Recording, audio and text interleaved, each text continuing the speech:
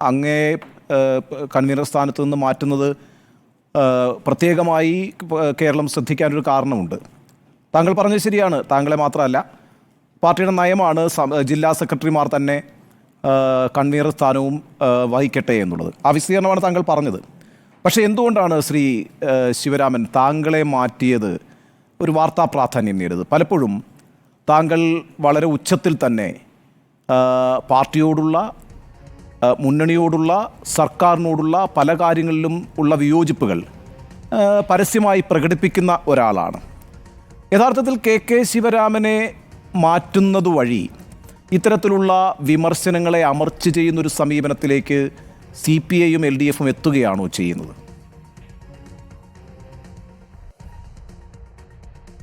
അത് ശരിയല്ല. ഞാൻ കമ്മ്യൂണിസ്റ്റ് പാർട്ടിയുടെ രാഷ്ട്രീയവും സംഘടനാപരവുമായ ചട്ടക്കൂടിനുള്ളിൽ നിന്നുകൊണ്ടാണ്, ഇടതുപക്ഷ ജനാധിപത്യ മുന്നണിയുടെ പൊതുനിലപാടിനുള്ളിൽ നിന്നുകൊണ്ടാണ് പലപ്പോഴും പ്രതികരിച്ചിട്ടുള്ളത്. അത് ചിലപ്പോഴെല്ലാം വിവാദങ്ങളായിട്ടുണ്ടാവാം. അത് എൻ്റെ കുറ്റമല്ല.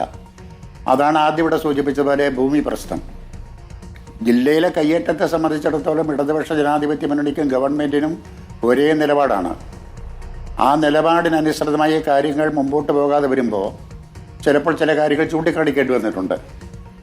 അത് ബോധപൂർവമല്ല, സ്വാഭാവികമായിട്ടും സംഭവിച്ചു പോകുന്നതാണ്. അപ്പോൾ അതെല്ലാവരെയും തൃപ്തിപ്പെടുത്തുമോ എന്ന് എനിക്കറിഞ്ഞുകൂടാ. എന്നാൽ പാർട്ടിക്ക് ഈ കയ്യേറ്റ ഒഴിപ്പിക്കലിനെ സംബന്ധിച്ച് വളരെ വ്യക്തമായൊരു കാഴ്ചപ്പാടുണ്ട്. 2007 തന്നെ, അന്ന് മൂന്നാർ ഓപ്പറേഷൻ്റെ കാര്യത്ത്, VSൻ്റെ കാര്യത്ത് തന്നെ പാർട്ടി ജില്ലാ കൗൺസിൽ തന്നെ ചർച്ച ചെയ്ത് ഇത്തരം കാര്യങ്ങളിൽ വ്യക്തമായ നിലപാടെടുത്തിട്ടുണ്ട്. ആ നിലപാടിൽ നിന്നുകൊണ്ട് മാത്രമാണ് ഞാൻ അഭിപ്രായങ്ങൾ പറഞ്ഞിട്ടുള്ളത്. പക്ഷേ അത് ചിലതെല്ലാം വാർത്താ പ്രാധാന്യം കൈവരിച്ചു. അതെന്തുകൊണ്ടാണെന്ന് എനിക്കും അറിയില്ല. അല്ല, നോക്കൂ, ഇവിടെ ഇപ്പോൾ കഴിഞ്ഞ ലോക്സഭാ തിരഞ്ഞെടുപ്പിൽ LDFിന് ഏറ്റവും വലിയ പ്രതിസന്ധി ഉണ്ടാക്കിയ ഒരു പ്രശ്നം, ആ വോട്ടെടുപ്പ് ദിവസം LDFിൻ്റെ സംസ്ഥാന കൺവീനറായിരുന്ന EP ജയരാജൻ നടത്തിയ ഒരു വാർത്താ സമ്മേളനമല്ല, അദ്ദേഹം മാധ്യമങ്ങളെ കണ്ടിട്ട് പറഞ്ഞ കാര്യം. അദ്ദേഹം തുറന്ന് സമ്മതിക്കുകയാണ് ഈ പ്രകാശ് ജാവ്ദേക്കറുമായി കൂടിക്കാഴ്ച നടത്തിയിരുന്നു എന്നൊക്കെ. നോക്കൂ, വോട്ടെടുപ്പിൻ്റെ ദിവസമാണ്. അത്തരത്തിലൊക്കെ വലിയ പ്രതിസന്ധി ഈ തെരഞ്ഞെടുപ്പിലുണ്ടാക്കിയ LDFിൻ്റെ സംസ്ഥാന കൺവീനർ ആ സ്ഥാനത്ത് തന്നെ തുടരുകയും, എന്നാൽ താങ്കളിപ്പോൾ സൂചിപ്പിച്ചതുപോലെ LDFിൻ്റെ തന്നെ നിലപാടുകളിൽ ചില വീഴ്ചകൾ വരുമ്പോൾ അത് ഉച്ചത്തിൽ വിളിച്ചു പറയുന്ന ഒരാൾ എന്നുള്ള നിലയ്ക്ക് ആണ് താങ്കളെ കണ്ടിട്ടുള്ളത്. അപ്പോൾ അത്തരത്തിലുള്ള വിമർശനങ്ങളെ, അതായത് ക്രിയാത്മകമായ വിമർശനങ്ങളോട് എതിർ നിൽക്കുകയും ചെയ്യുന്നത് എന്തുകൊണ്ടാണ് CPIക്ക് മാത്രം വലിയൊരു കടുത്ത LDF ഉത്തരവാദിത്വം ഉണ്ടായി മാറുന്നത്?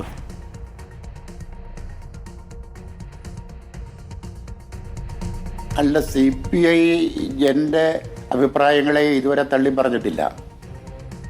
അങ്ങനെ ഒരു നിലപാട് പാർട്ടി എടുത്തിട്ടുമില്ല. ഇവിടെ തെരഞ്ഞെടുപ്പ് ദിവസം LDFിൻ്റെ സംസ്ഥാന കൺവീനർ പ്രകാശ് ജാവ്ദേക്കറെ കണ്ട കാര്യം, അത് സംബന്ധിച്ച പാർട്ടിയുടെ കേന്ദ്ര എക്സിക്യൂട്ടീവ് മെമ്പർ പ്രകാശ് ബാബു തന്നെ പ്രതികരിച്ചിട്ടുണ്ട്.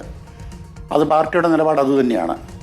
അതിനെ സംബന്ധിച്ച് ഞാൻ അഭിപ്രായം പറയേണ്ട ആളെയല്ല.